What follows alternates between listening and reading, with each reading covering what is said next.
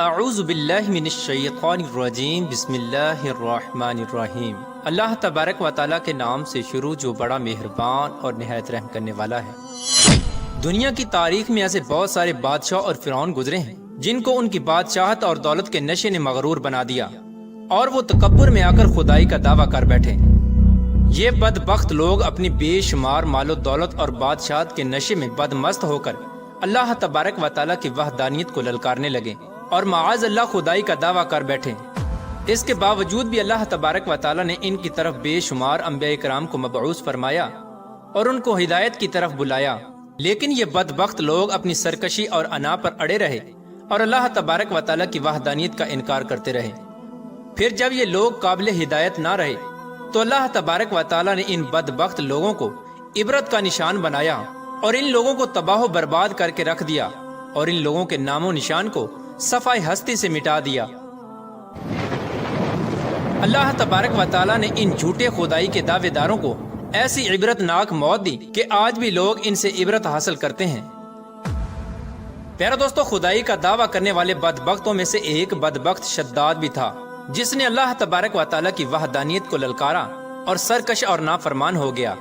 پیارا دوستو، شداد کون تھا اور کس طرح اس نے اللہ تبارک و تعالیٰ کی نافرمانی کی اور خدائی کا دعویٰ کیا، اور کس طرح اس نے دنیا میں اپنی جنت تیار کی اور اس کی بنائی جانے والی جنت کتنے سالوں میں تیار ہوئی، اور پھر اللہ تبارک و تعالیٰ نے اس بدبخت کو کس طرح دنیا کے لیے عبرت کا نشان بنایا اور اس بدبخت کا انجام کیا ہوا، اور پھر کس طرح ملک الموت علیہ السلام نے دردناک طریقے سے اس کی روح قبض کی۔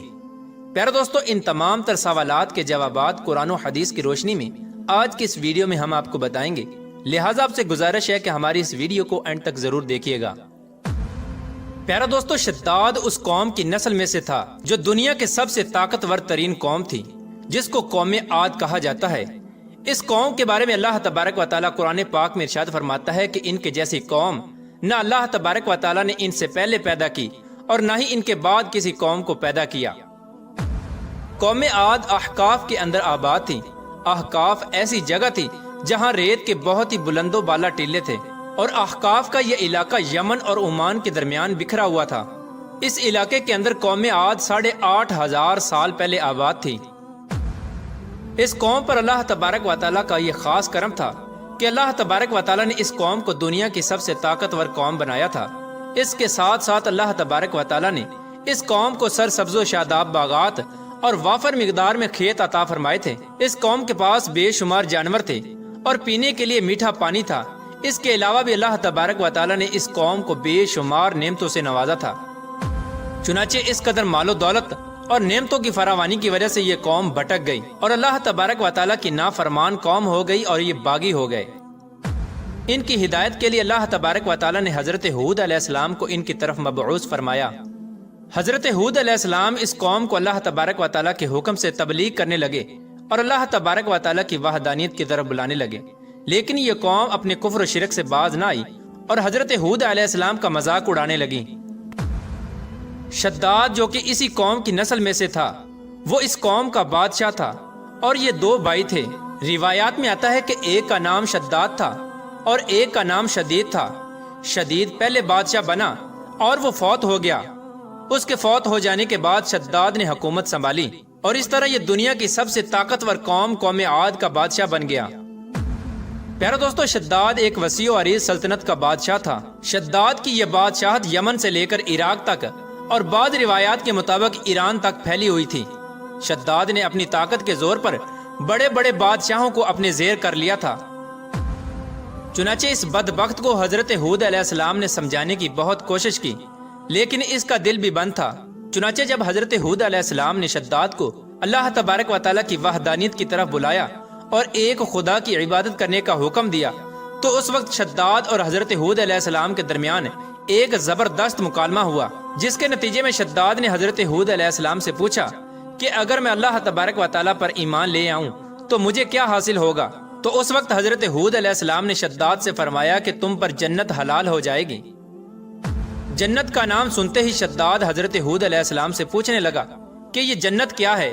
تو حضرت ہود علیہ السلام نے شداد کو جنت کا نقشہ بتایا اور جنت کی نعمتوں کے بارے میں شداد کو بتایا۔ حضرت ہود علیہ السلام کی یہ بات سن کر شداد مسکرانے لگا اور حضرت ہود علیہ السلام کو دیکھ کر کہنے لگا کہ یہ کون سی بڑی بات ہے، ایسی جنت تو میں بھی تیار کر سکتا ہوں۔ حضرت ہود علیہ السلام نے شداد کو اس کے اس کفر و شرک سے روکنے کی بہت کوشش کی، لیکن یہ بدبخت باز نہ آیا۔ چنانچہ اس وقت شداد نے اپنی سلطنت کے بہت بڑے بڑے کاریگروں کو اکٹھا کیا اور احقاف میں ارم کے مقام پر 20 کوس لمبی اور چوڑی جنت بنانے کا کام شروع کروا دیا۔ چنانچہ شداد کی تیار ہونے والی اس جنت میں سونے اور چاندی کی اینٹیں لگائی گئیں اور جواہرات بھی لٹکائے گئے۔ اس بدبخت شداد نے اپنی اس بنائی جانے والی جنت میں شہد، دودھ اور پانی کی نہریں بھی رواں کر دیں اور دنیا جہان کے خوبصورت درخت، پودے اور پھول بھی لگوا دیے اور اس جنت کو طرح طرح کے جواہرات سے مزین کر دیا۔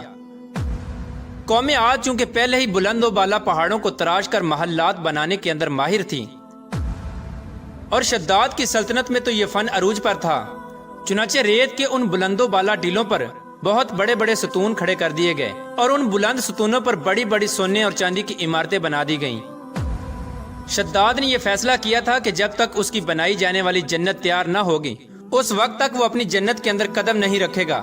چنانچہ شداد کے حکم کے مطابق جنت تیار ہونے لگی اور شداد اپنے محل کے اندر بے صبری کے ساتھ جنت کا کام مکمل ہونے کا انتظار کرنے لگا۔ شداد کی اس جنت کو تیار ہونے میں 12 سال لگے۔ 12 سال کے اندر جب یہ جنت مکمل تیار ہو گئی اور اس کو طرح طرح کے ہیرے جواہرات سے مزین کر دیا گیا اور طرح طرح کی خوبصورتی سے مزین کر دیا گیا، تو اس وقت شداد کو اس کی جنت کے تیار ہونے کا پیغام پہنچا دیا گیا۔ چنانچہ شداد جنت کے تیار ہونے کا پیغام سنتے ہی بہت خوش ہوا اور شداد اپنی جنت کو دیکھنے کے لیے اپنی فوج کو ساتھ لے کر جنت کی طرف نکل پڑا۔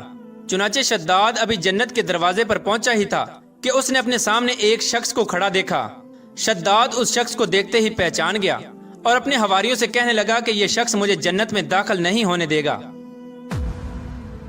تو اس وقت شداد کے حواریوں نے شداد سے پوچھا کہ یہ شخص کون ہے اور یہ جنت میں کیوں نہیں داخل ہونے دے گا؟ تو اس وقت شداد نے اپنے حواریوں سے کہا کہ یہ ملک الموت علیہ السلام ہیں جو کہ میری روح قبض کرنے کے لیے آئے ہیں اور یہ مجھے جنت میں داخل نہیں ہونے دیں گے۔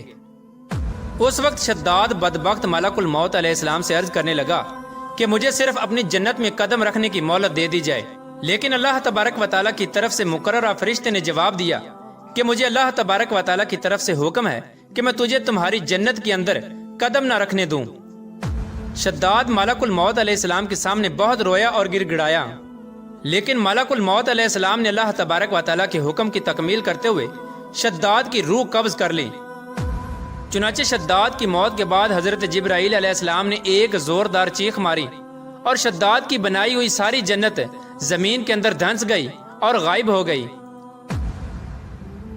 شداد کی اس عبرتناک موت کے بعد حضرت ہود علیہ السلام نے قوم عاد کو 12 مرتبہ سمجھایا، لیکن قوم عاد باز نہ آئی۔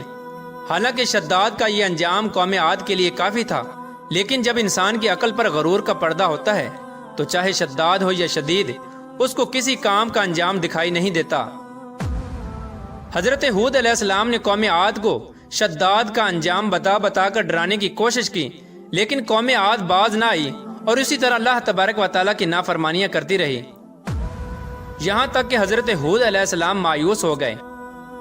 اس وقت جب قوم عاد قابل ہدایت نہ رہی تو اللہ تبارک و تعالیٰ نے حضرت ہود علیہ السلام کو حکم دیا کہ وہ اپنے ساتھیوں کو لے کر اس علاقے سے چلے جائیں۔ اللہ تبارک و تعالیٰ کے یہ حکم پاتے ہی حضرت ہود علیہ السلام نے اس وقت آخری مرتبہ اپنی قوم کو سمجھانے کی کوشش کی، لیکن وہ لوگ پھر بھی باز نہ آئے، تو حضرت ہود علیہ السلام اپنے ساتھیوں کو لے کر اس علاقے سے روانہ ہو گئے۔